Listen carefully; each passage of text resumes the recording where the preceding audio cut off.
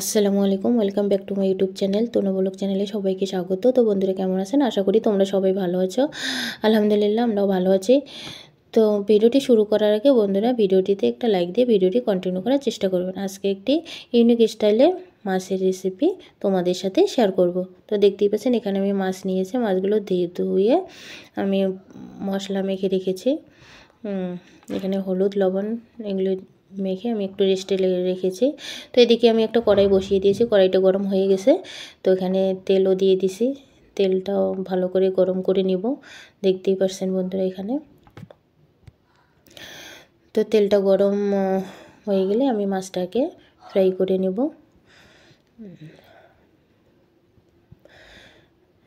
তো তেলটা ভালো করে একটু চারদিকে একটু এইভাবে ছড়িয়ে দিতেছি, যাতে করে মাছটা কড়াইয়ের মধ্যে লেগে না যায়। আর তেলটাকে বন্ধুরা ধ্যান রাখবে, তেলটাকে ভালো করে গরম করতে হবে। তো দিয়ে দেব এভাবে এক এক করে মাছের পিসগুলো দিয়ে আমি ফ্রাই করে নেব। দেখতেই পাচ্ছেন বন্ধুরা। তো আমি এভাবে লাল লাল করে ভেজে নেব।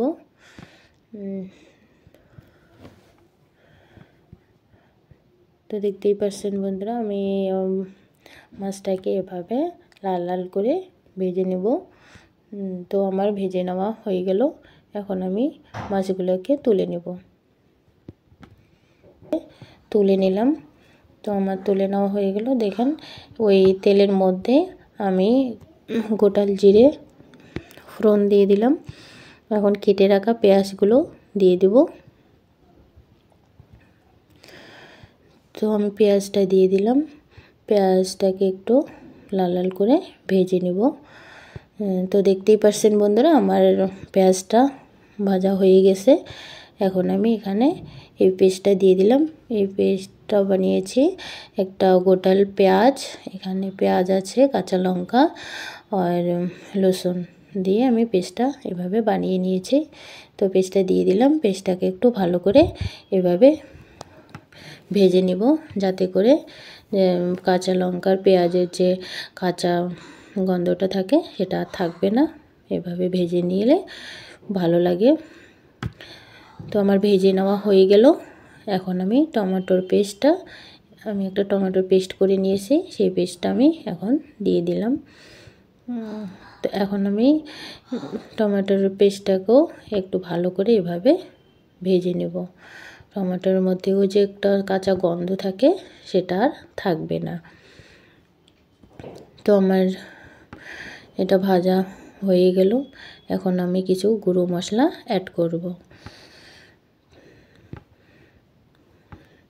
তো এখানে দিয়ে দিলাম স্বাদ মতো লবণ, হলদি পাউডার, দিয়ে দিব ধনে পাউডার, এখন দিয়ে দিব জিরে পাউডার আর কাশ্মীরের লাল লঙ্কা, এটা তো থাকবেই লালের জন্য। তো আমি সবগুলো উপকরণ দিয়ে দিলাম, দিয়ে একসঙ্গে এভাবে একটু মিলিয়ে নিব। তো দেখতেই পাচ্ছেন বন্ধুরা আমি এভাবে মশলাটাকে ভালো করে একটু করে রান্না করে ফের আবার কষিয়ে নেব। মশলা কষানো ভালো না হলে সবজি ভালো লাগে না। সবজির মশলাটা যে থাকে বন্ধুরা, তোমরা অবশ্যই মশলাটাকে ভালো করে কষিয়ে তোমরা সবজি যে কোনো রান্না তোমরা করবে খুবই ভালো লাগে। তো আমার কষানো হয়ে গেছে, দেখতেই পাচ্ছিলেন। আমি এখানে একটু জল দিয়ে দিলাম। জলটা আমি গরম জল আমি ইউজ করি, তো গরম জলটা দিয়ে দিচ্ছি। দেখো একটু আমি দেওয়ার পরে আমি একটু রান্না করে নেব। তো আমার রান্না করাও হয়ে গেছে। তো দেখতেই পাচ্ছেন আমি এভাবে একটু কষিয়ে নিলাম। তো আমার কষানো হয়ে গেল বন্ধুরা। মশলাটাকে একটু জল দিয়ে কষিয়ে নিলে সেটা একদম পারফেক্ট মশলা কষানো হয়ে যায়। তো আমার মশলা কষানো হয়ে গেছে, দেখতেই পাচ্ছেন। আমি এখন মাছগুলোকে দিয়ে দিলাম। মাছের সাথে মশলাটাকে এভাবে আরেকটু আমি মিলিয়ে নেব।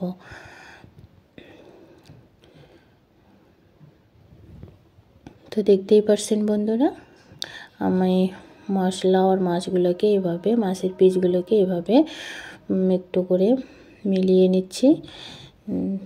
তো আমার দেখতেই পারছেন কত সুন্দর সবজির কালারটাও এসেছে।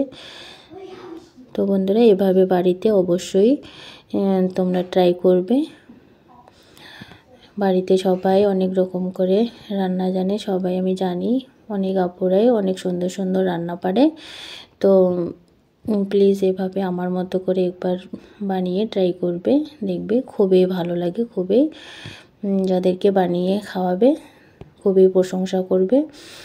তো দেখতেই পারছেন আমি মশলাটাকে একটু মাছের সাথে কষিয়ে নিলাম, কষানো হয়ে গেল। এখন আমি আবারও একটু গরম জল দিয়ে দিলাম, 1 কাপের মতো গরম জল দিয়েছি। তো গরম জল দেওয়ার পরে আমি এটাকে আরও 1-2 মিনিটের মতো রান্না করে নেব। তো দেখতেই পারছেন আমি রান্না করে নিলাম, আমি একটু ঢেকে দিয়ে রান্না করে নিয়েছি, ঢাকানোটা আমি ক্যামেরা করিনি। তো দেখতেই পারছেন আমার মশলার সাথে একটু এটাকে রান্না করাও হয়ে গেল। তো একটু এভাবে আবারও কষিয়ে নিব বন্ধুরা। মশলা কষানো, এভাবে সবজির সাথে মশলা কষানো, এটা ভালো করে করলে পরে তোমার সবজিটা খুবই টেস্টি হয়, খুবই সুন্দর হয়, খুবই ভালো লাগে। দেখতেই পারছেন আমি এখানে গ্রেভির জন্য জল দিয়েছি। তো তোমরা যে যেরকম করে খাও সেভাবে গ্রেভিটাকে অ্যাডজাস্ট করে নিবে। তো দেখতেই পারছেন বন্ধুরা কত সুন্দর সবজির যে মাছের সবজিটা যে আছে দেখো কত সুন্দর হয়েছে। তো দেখতেই পারছেন আমার ফিশ কারিটা হয়ে গেল একদম পারফেক্ট। তো অবশ্যই তোমরা এভাবে ট্রাই করবে বাড়িতে, খুবই ভালো লাগবে, খুবই ভালো লাগবে তোমাদের। তো আশা করি ভিডিওটি আমার ভালো লাগবে, আর ভালো লাগা থেকে একটা লাইক শেয়ার কমেন্ট অবশ্যই করবেন। আর যারা যারা আমার চ্যানেলে নতুন তারা অবশ্যই আমার চ্যানেলটিকে সাবস্ক্রাইব করে রাখবেন। তো আমার সবজিটা হয়ে গেছে, এখন আমি ঢেলে নেব। দেখতেই পারছেন কত সুন্দর হয়েছে, দেখতেই পারছেন বন্ধুরা কত সুন্দর হয়েছে সবজিটা। তো প্লিজ বন্ধুরা এভাবে বাড়িতে অবশ্যই ট্রাই করবে।